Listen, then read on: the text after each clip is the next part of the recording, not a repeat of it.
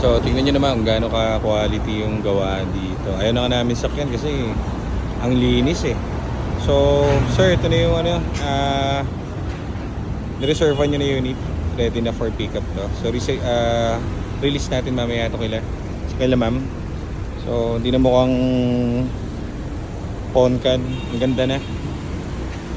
So quality talaga. So pinadetail namin to full dito sa Big Birds. Lahat ng unit namin pinapa-full detail muna namin bago i-release dito. So pati mga kasingit-singitan yan, ang linis. Ganda.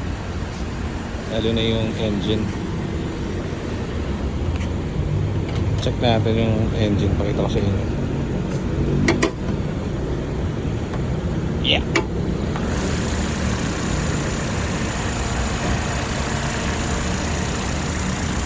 Ganda, no?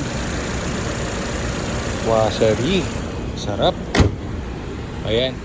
Release na natin to ngayon. So, thank you guys.